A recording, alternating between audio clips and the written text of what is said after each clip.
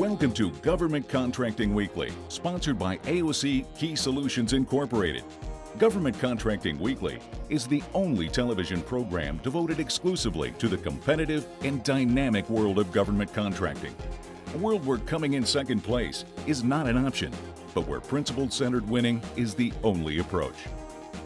Good morning and welcome back to Government Contracting Weekly, where each week we aim to bring you strategies, tactics and techniques as to how to win government contracts, particularly using principle-centered winning. This morning we're focusing on the issue of mobility, one that you and every government contractor on both the commercial side and defense side value, the increasing importance and trends in mobility. This morning we're delighted to have with us Brad Antle, the CEO of Salient Federal, and Thomas Harvey, Senior Vice President of AT&T Government Solutions.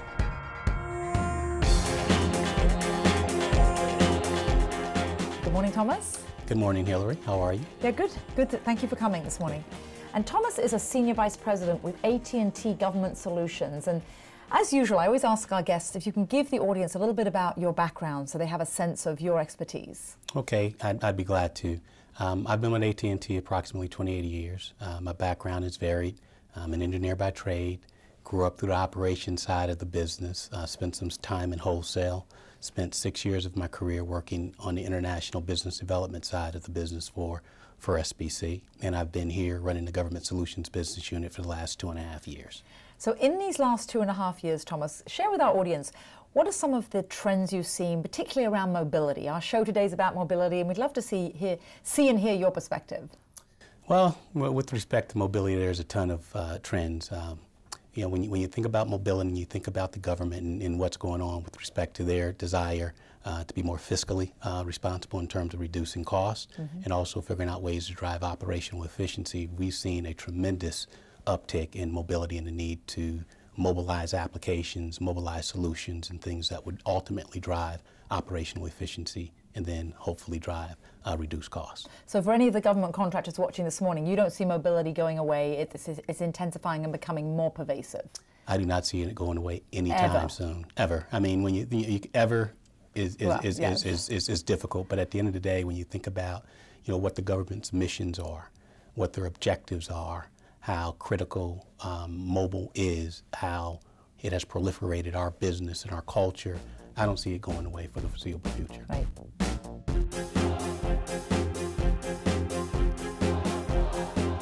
So Thomas, with regard to mobility, most of our audience members know that obviously there are a lot of security issues around mobility, and should our audience be concerned that the government is becoming more mobile, which is great, driving cost efficiencies, which you say, becoming more cost effective, but are there security concerns that we should all be concerned about? Yes, I think there's security is a great concern of many, right? If you think about what's been happening here over the last few months in the United States with cyber attacks and things of that sort, mobility being that it is so pervasive, it provides an on-ramp, quite frankly, for adversaries to put malware on your devices. When you look at applications, we as consumers, we open up applications on our phones all the time. What's behind those applications, we just don't know. So it's very important that we be cognizant of the security risk associated with mobility. And as a company, AT&T is actively involved in developing solutions, end-to-end solutions that really address that particular issue from a mobility perspective. Could you give us some examples of some of the specific threats and specific challenges you see on the horizon? You're right, there's a lot of phishing attacks and spamware. Anything else people should be aware of? Well, when you think about phishing, you think about malware, it's putting APTs, right, on your devices that gather your device, gather information, and really ship that information out to an adversary such that it can gather either intellectual property, financial information, and things of that sort. And they're intelligent now. I mean, they're actually looking at tracking the way that people are operating and using something that you think it's somebody that knows you. Yeah, absolutely. So, their techniques are continuously evolving. And more sophisticated than they ever were. So you have to become more sophisticated. Yeah, absolutely. As a user and as AT&T providing the solution. Yeah, absolutely.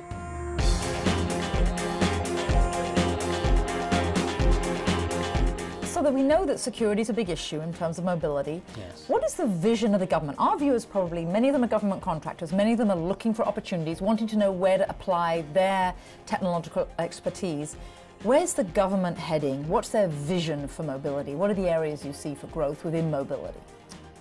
Well, when I think about Van Roykel's mobile strategy for federal government, it kind of buckets in 3 different categories, right? How do you go about moving mobility throughout the agency? Secondarily, how do you become more efficient with the procurement process? And then thirdly, how do you go about sharing that information? And that's broadly what his 6 points addressed. And when you think about opportunities, you think about on the mobility application side, right? The government is continuously looking at what they can do to develop applications that better serve the citizens as well as their employees, right? And then when you think about mobile device management and things of that sort to ensure that they can effectively mobile their device, manage their inventory, those are critical areas that are, when you think about the future, need to be effectively managed. And that's a part of their vision. Mm-hmm. And do you think that vision is going to adjust in terms of this year versus last year, and what we've all addressed those financial issues? I guess, as you say, cost efficiencies is not going to change. Nobody's going to suddenly come up with a lot more money, so it's only going to get more efficient and have to be more efficient. Mobility has to, and it will. Right? It will get more efficient. I mean, when you think about spectrum utilization, when you think about the efficiencies of the technology, when you think about what our suppliers are doing in terms of devices, it will get more efficient.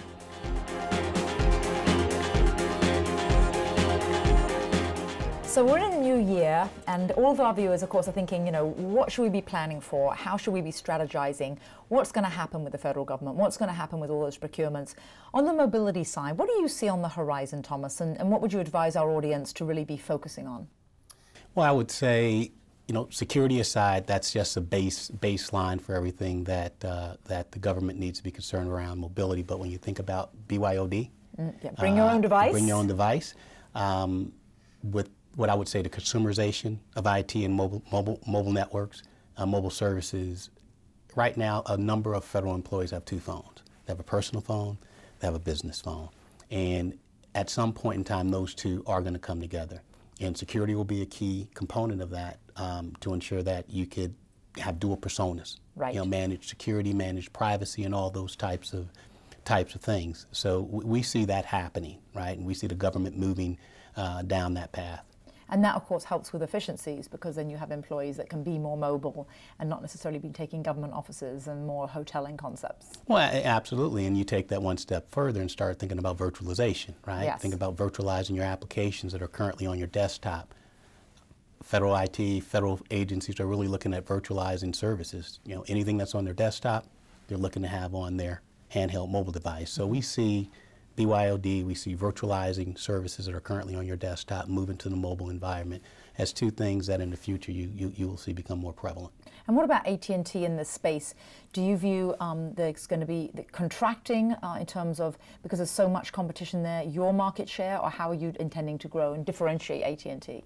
Well, differentiation is key, right? Yes. I would say to you, I could not say on TV or any place else that our business is going to contract, because I think it's not, right? So holistically, I think the business is going to be very vibrant, the mobility business. And when you think about AT&T, I think our share in the business is going to continue to grow. And I think when you think about differentiation, you're thinking about applications, you're thinking about security. When you think about us as a provider, not only do we have the mobile network, we have the wide area wireline network, right? Yes. So when you think about piecing all of that together, we have the ability to provide end-to-end solutions for clients that some of our competitors just aren't in a position to do. So I think we have a great set of assets and differentiating capabilities. Yes.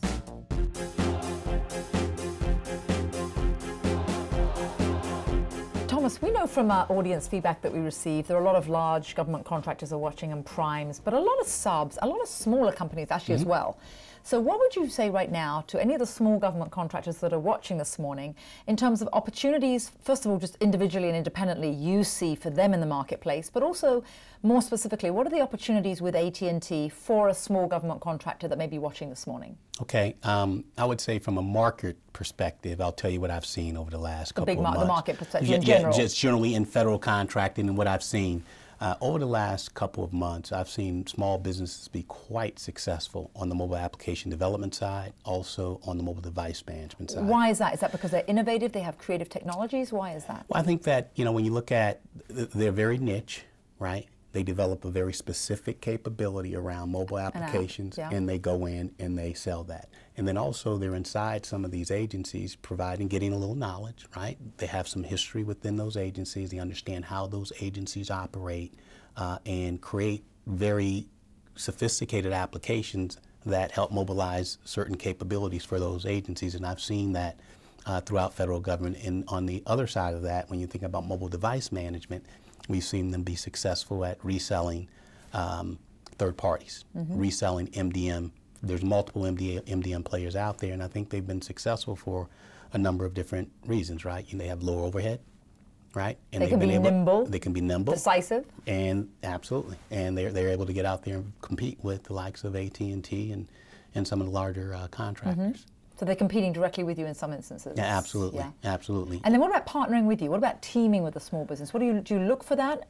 Are you open to that? No, absolutely, right? I mean, in this business, we sometimes primes have contract vehicles where we sub to them, and vice versa. And what we've done and what we do, we have a great small business protege program where we bring small businesses in and help mentor them. But specifically as it relates to contracts, you look at a contract, you look at it where you as a company may not have the capabilities, and there are small businesses out there that help fill gaps that we have in our solutions, and we bring them in quite a bit. Are you identifying, is there anything you can say to our audience very specifically, what you're looking to identify right now, this year, that you'd be looking at from small companies? Well, right now I would probably have to say on the mobility app side, right? We have some capabilities. I think we have a wide what I'll call a pervasive set of skills, but I think there's certain things that small businesses can bring where we have gaps. And I would say on the mobility app development side is where we'd probably be looking to bring some small businesses in to work with us to develop solutions for the government. Great. I'm sure some of our audience members will be delighted to hear that this morning. Thank you.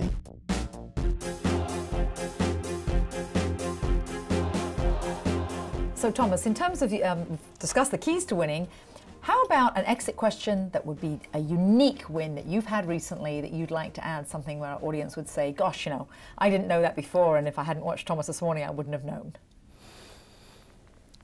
I would say, earlier I talked a little bit about mobile security, right? And the importance of providing an end-to-end secure mobile experience for the government.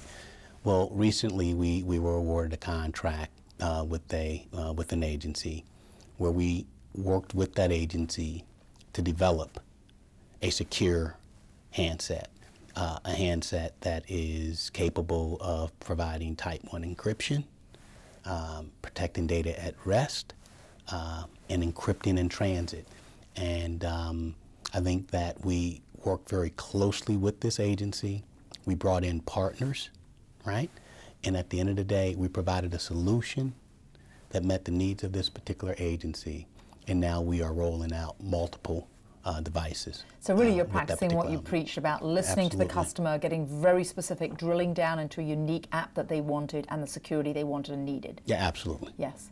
So Thomas, thank you for being with us this morning. You gave us lots of information. I'm sure our audience appreciates all the specifics. Thank you, Hillary. It's been my pleasure. Yeah, thank you for coming. I think we heard lots of information from Thomas as to how you actually can win in this space, in mobility and some of the security issues. So thank you. You're welcome.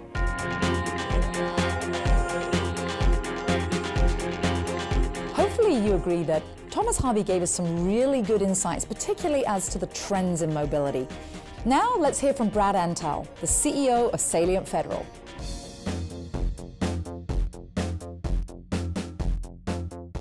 Welcome to our segment where we have with us an expert. And this morning I'm delighted to have with us Brad Antle, the CEO of Salient Federal. Good morning, Brad. Good morning. Thank you for joining us. And there may be members of our audience who actually don't know who you are. Most people will know that Brad is chairing currently NVTC and a lot about your background, but some people may not. Can you fill us in on your background and what took you to Salient?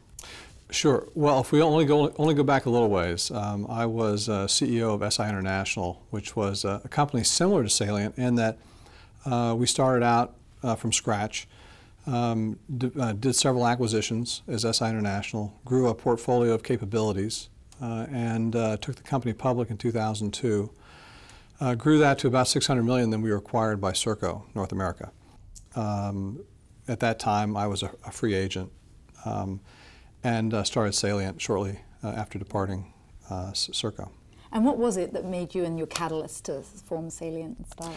Well, I have a core belief that there is an unmet need in the government for mid-tier companies that can really provide a breadth of capabilities, but with a level of customer intimacy that you don't generally get with larger companies. And frankly, there aren't many mid-tier companies anymore. There are large companies, there are a lot of smaller companies, and a shrinking group of mid-tier companies. So I felt like there was a need. It was the right time. The market conditions were changing significantly. As you know, the turmoil the government's been in for the last 18 months, if not longer. How long has it been since we've had a budget? So clearly, it's a different environment that companies need to survive in, and I thought it was the right time for a company like Salient. So Brad really saw the chance, the opportunity, and you formed something very unique there. That's right.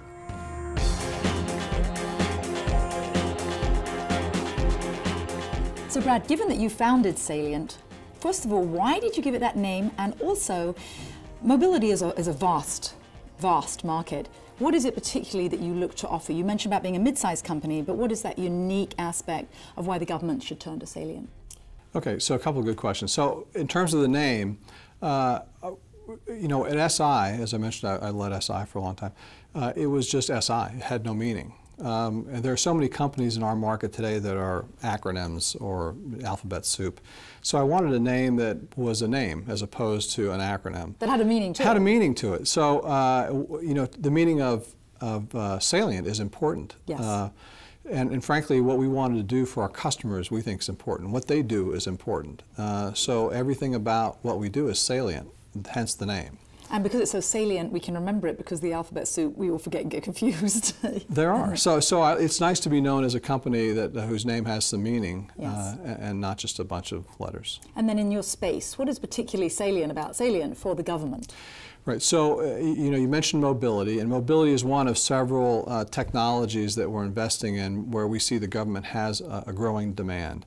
Everybody talks about cyber. They talk about the cloud, and there's a growing dialogue around mobility because more and more agencies need, first of all, they can't afford to have all their employees in the office. They're pushing them out for numbers of reasons, for continuity of operations, for you know, less commuting, closer to the edge, more closer to their end users. Mobility is taking, everybody goes home and they have either an Android device or a Slate or an iPad, some sort of mobile device. Because it's BYOD. It Bring your own device. Well, at home it's certainly BYOD, but in the workplaces, most of them aren't BYOD. They're very antiquated. Whether it's they're tied down to a BlackBerry device, if they even have that, or perhaps nothing on the mobile front. And frankly, customers need greater access to their capabilities in the field, away from home office. Mobility is a way to do that, to make them more efficient, more effective at delivering on their mission priorities.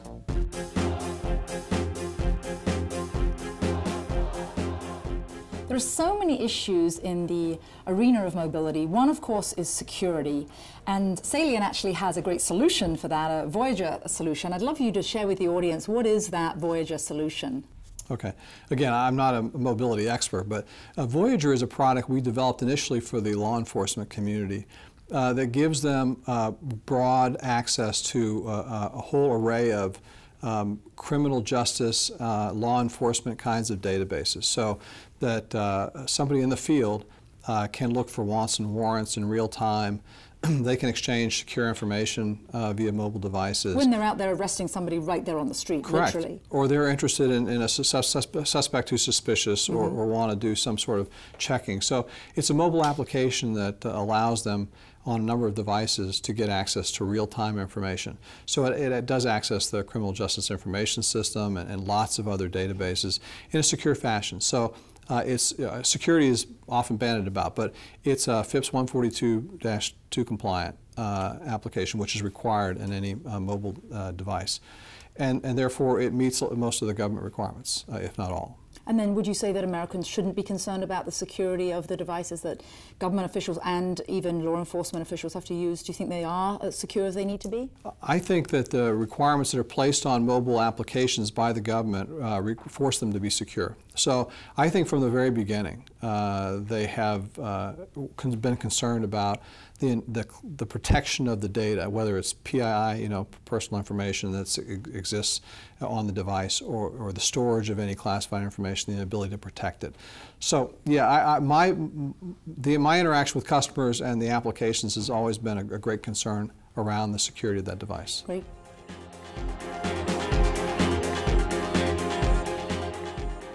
It's interesting to hear that Brad formed Salient to fill that sort of mid-market void. There are a lot of also small businesses that are perhaps watching today that, Brad, I think would be very interested in your perspective as to what should small businesses be doing to move into the marketplace, the federal marketplace, particularly with regard to mobility and the kind of technology, and what should they be doing maybe even to be working with you? What do you look at that's appealing in a small business? Well, clearly, I think small businesses are where a lot of the new ideas, a lot of the innovation happens. So, we look to small businesses to bring some of the fresh ideas and ways to take current technology to the next level or in a new direction. So, particularly, as you mentioned, I'm chair of MVTC, and we do a fair amount with trying to sponsor to support small businesses entrepreneurship. We work closely with CIT, and CIT has a new initiative they're trying to launch, the Cyber Accelerator. And that's the Center for Innovative Technology, CIT. Correct, CIT, that's right. And they're trying to get through the current session of the Virginia legislature an initiative to really incubate, accelerate the growth of cyber initiatives in small businesses, because frankly, cyber is going to be a growth area for Northern Virginia for our technology sector, and it's an area where the government needs additional innovation. So we think leveraging small businesses is a great way to accelerate our adoption of new technology. So we often try to reach out through NVTC functions is a great way to do that, because it's a great way to bring large and small and mid-tier companies together. And attract them so you can all so you get to know them, yes. learn to network them, understand their capabilities, and look for opportunities that fit. So that's sometimes the challenge, is to fit the small business into a particular opportunity. But it's a great forum that probably brings more companies together. It's hard to do it one-on-one. It would take forever to do that. Yes. So I'll tell you, Northern Virginia is great for innovation, a great place for incubation of innovative technologies. And we try to tap into that as much as we can. When you're actually looking and evaluating which small business Salient will work with, are there particular keys to that? What do you think a small business should be bringing for you?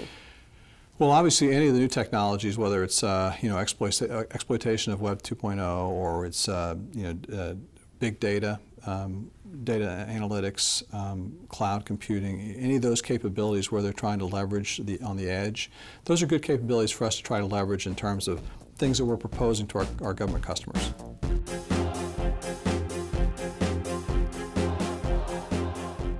There are many CEOs and many companies in this region that give back, particularly a lot of government contractors, to some very worthy causes.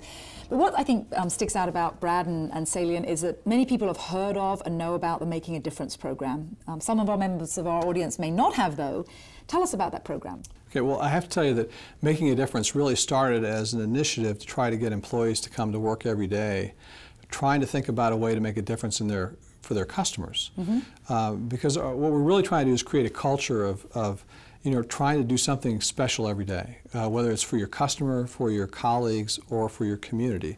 And so we encourage, in terms of the community outreach, and it's in a lot of different mechanisms. We have 19 different offices, 150 different locations around the U.S., so it's not possible to get everybody in the same boat, rowing in the same direction, and we don't need to. What we want to do is let groups of employees figure out what's important to them in the community and make a difference where they live and work. So I tell you, it was something that was probably really heartwarming. Today I just got an email from the County of Fairfax, because we had reached out and adopted, through the County of Fairfax, 20 families at Christmas time. Oh, yes. And then a bunch of other families through the New Hope Housing Project. So these are where you adopt parents and children who are either displaced, they're homeless, or they're on assistance and don't have the ability to buy their kids any presents. So just so many of the sort of the expressions of thanks for being able to make the Christmas meaningful to the kids and their families. So it was a great outpouring of warmth and outreach during the Christmas time. But we do things all throughout the year. Lots of different activities, lots of different cancer walks, juvenile diabetes, you name the charity and we probably reached out to it in one way or another. Across the country. Across the Salient. country. And so you have like a global strategy of making a difference, but locally people get to implement it. So global Salient strategy, local implementation of making a difference in their local communities. Right. Yeah.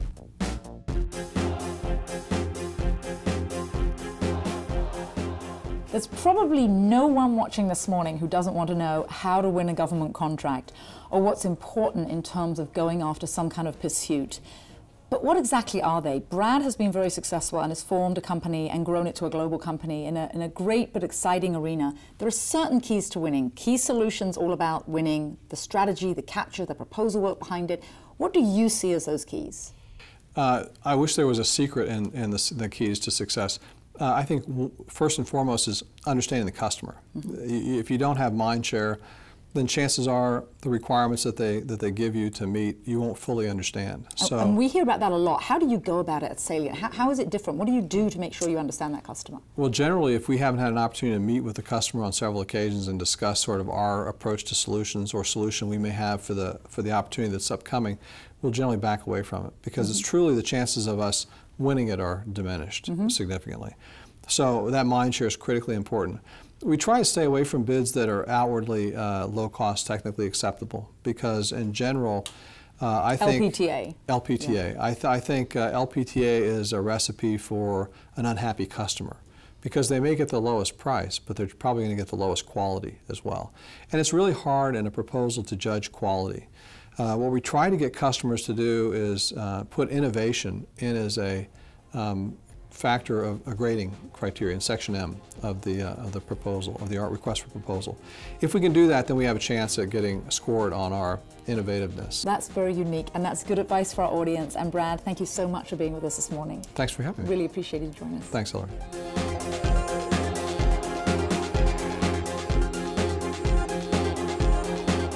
No matter where you are in the entire spectrum of government contracting, no doubt mobility is an issue of concern and interest to you. We hope that this morning the insights and trends that both Brad Antle and Thomas Harvey shared with us were beneficial to you. We were honored to have them on the program, and we'd be honored if you join us next week for Government Contracting Weekly. You've been watching Government Contracting Weekly, sponsored each week by AOC Key Solutions Incorporated. Government Contracting Weekly is the only television program devoted exclusively to the competitive and dynamic world of government contracting. For additional information, comments, questions, or suggestions, please write us at governmentcontractingweekly.com.